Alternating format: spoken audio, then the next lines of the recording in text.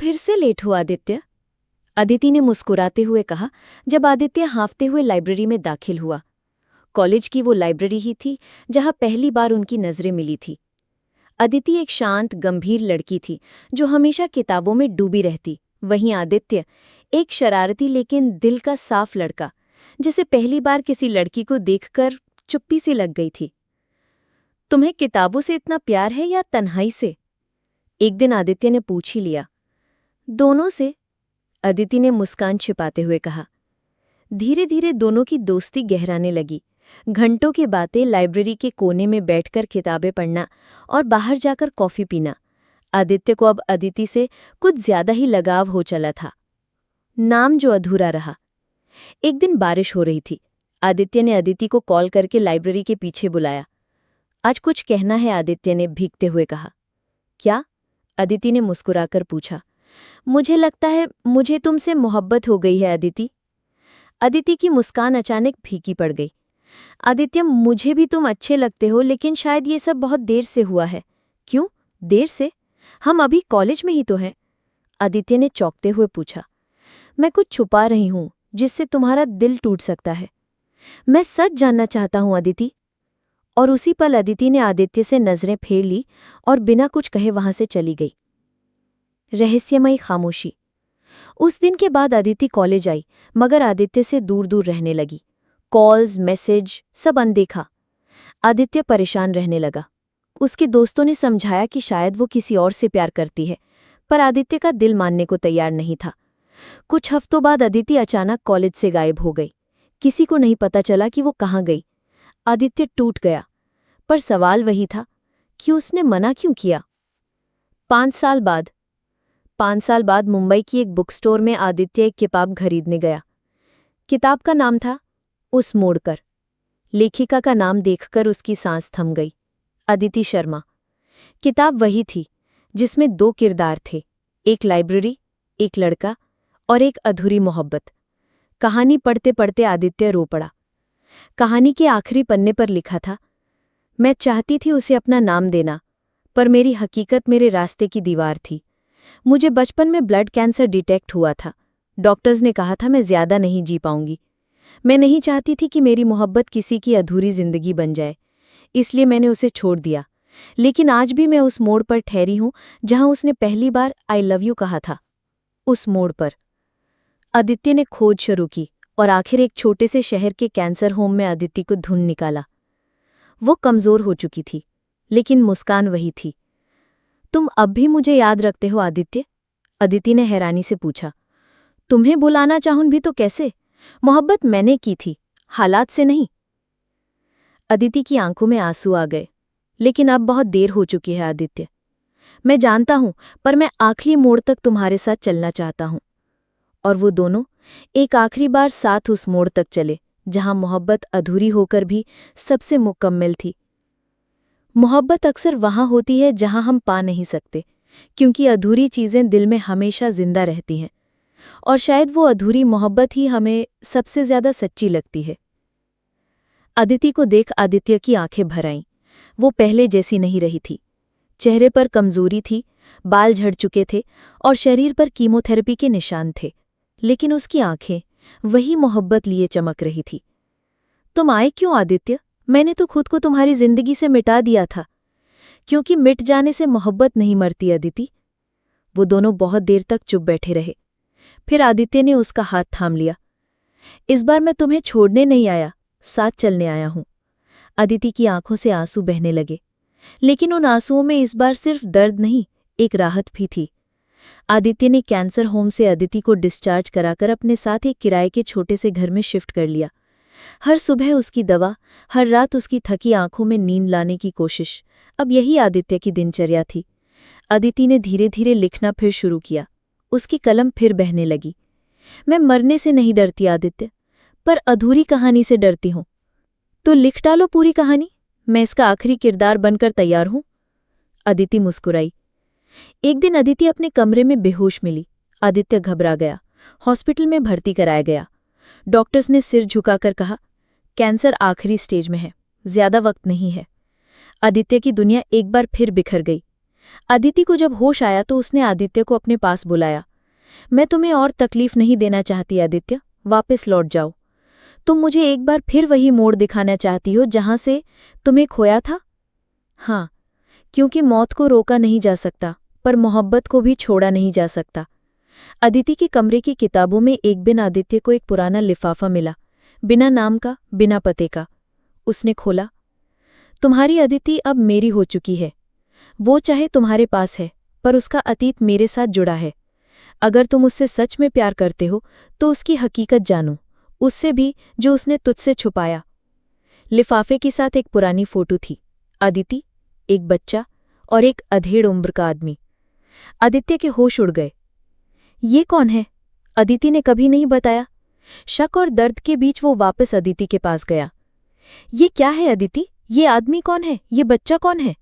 आदित्य ने फोटो दिखाते हुए सवाल किया। अदिति चुप रही। उसकी आंखों में एक अजीब सी बेचैनी थी। बोलो अदिति, क्या तुम्हारा कोई रिश्ता था? कुछ सेकंड्स की चुप्पी के बाद अदिति ने कहा, हाँ आदित्य, अब सच जानने का वक्त आ गया है। वो बच्चा मेरा बेटा है। क्या? आदित्य को झटका लगा। मैं सिर्फ बीमार नहीं थी आदित्य, मैं टूटी हुई थी। कॉलेज से पहले मेरे चाचा के दोस्त ने मेरे साथ जबरदस्ती की थी। परिवार ने बदनामी के डर से सब छुपा लिया। वो बच्चा मेरा ही खून है, पर मैंने उसे अनाथाश्रम में छोड़ दिया, क्योंकि मैं उस घाव को जीना नहीं चाहती थी। और अब वो बड़ा हो गया है और जानता है कि मैं उसकी माँ हूँ। वो खत शायद उसी ने लिखा हो। अदिति का बेटा आर्यन 12 साल का हो चुका था, एक अनाथालय में रह रहा था। आदित्य ने उससे मिलने का फैसला किया। क्या तुम जानते हो कि अदिति कौन है? आदित्य ने पूछा। वो मेरी माँ है, पर उसने मुझे छोड़ दिया। क्या तुम उसे माफ करोगे? अगर वो मरने वाली है तो मैं उसे गले जरूर लगाऊंगा, आखिरी बार। अदिति की हालत और बिगड़ गई थी। जब आदित्य ने आर्यन को अदिति के सामने लाकर खड़ा किया, अदिति की सांसें डगमगा गई। आर्यन, माफ कर दो माँ को। आर्यन चुपचाप आगे बढ़ा और अदिति को गले से लगा लिया। अदिति रोई नहीं, मुस्कुराई। अब मेरी कहानी पूरी हो गई आदित्य, अब मैं जा सकती हूँ। और उसी रात अदिति ने आखिरी सांस ली। आदित्य ने अदिति की अंतिम पुस्तक उस मोड़ पर का दूसरा भाग प्रकाशित किया, जिसमें उसने सब सच बताया, उसकी बीमारी, उसका बेटा और उसका अंतिम प्रेम। किताब का आखिरी वाक्य था, मोहब्बत कभी अधूरी नहीं होती, हम ही वक्त से हार जाते हैं। अगर तुमसे प्यार सच्चा है तो उसे पूरा होने के लिए जीवन नहीं, बस एक मोड़ चाहिए। अदिति की राख में बचा उसका सपना।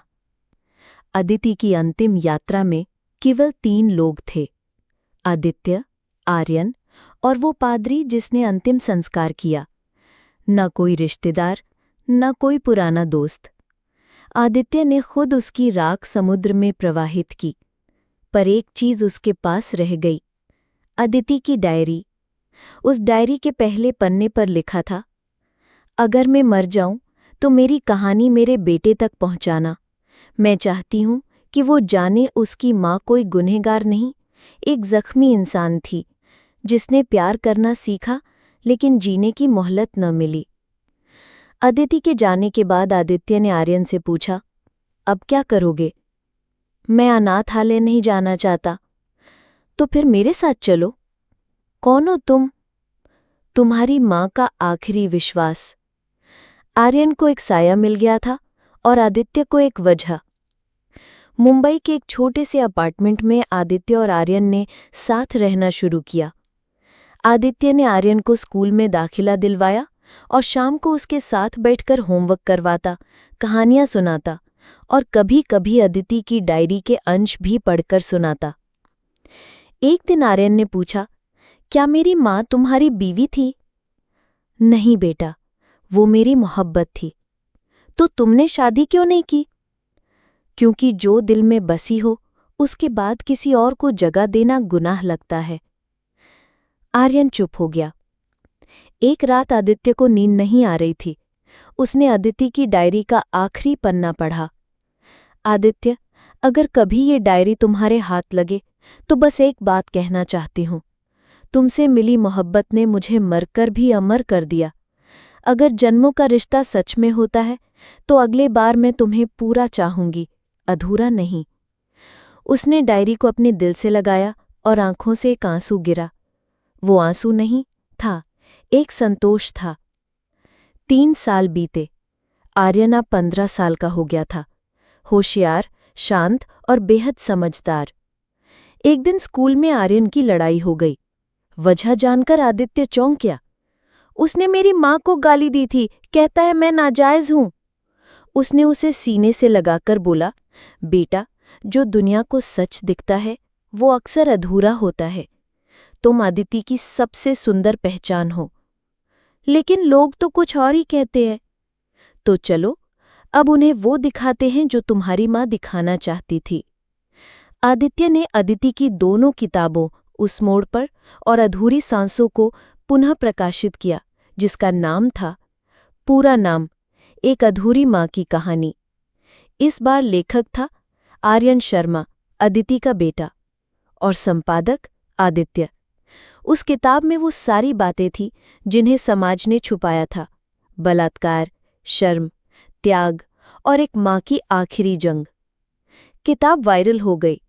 सोशल मीडिया पर अदिति को एक बहादुर औरत के रूप में जाना गया। एक लिटरेचर फेस्ट में आर्यन को बुलाया गया। स्टेज पर वो बोला, मैं उस माँ का बेटा हूँ जिसे समाज ने कभी स्वीकार नहीं किया। मैं उस आदमी का बेटा हूँ जिसे मैंने कभी देखा नहीं, लेकिन मैं गर्व से कहता हूँ कि मेरी माँ मेरे सबसे बड़ी प्रेरणा थी। और जो व्यक्ति आज मुझे जीना सिखा रहा है, वो मेरे पिता नहीं, मेरी माँ का प्रेम है, आदित्य अंकल। पूरे हॉल में तालियां गूंजने लगीं। कहानी वहीं पूरी नहीं हुई। आर्यन अब कॉलेज में है और किताबें लिख रहा है। आदित्य अब एक पब्लिशिंग हाउस चलाता है जिसका नाम है मोड़ प्रकाशन। हर किताब की शुरुआत एक ही वाक्य से होती है, मोहब्बत अधूरी हो सकती है लेकिन उसका असर हमेशा पूरा होता है। आदित्य अब अकेला नहीं था। उसकी मोहब्बत चली गई थी, लेकिन मोहब्बत की परछाई, आर्यन, उसके साथ थी। कभी कभी वो पुराने नोट्स निकालता, अदिति की हैंडराइटिंग देखता और मुस्कुराता। तुम वाकई अमर हो गई अदिति। उस मोड़ पर अब एक किताब नहीं, जीवन का दर्शन बन चुका था, जहां एक अधूरी मोहब्बत ने एक अनाथ बेटे को नाम दिया और एक टूटे प्रेमी को परिवार।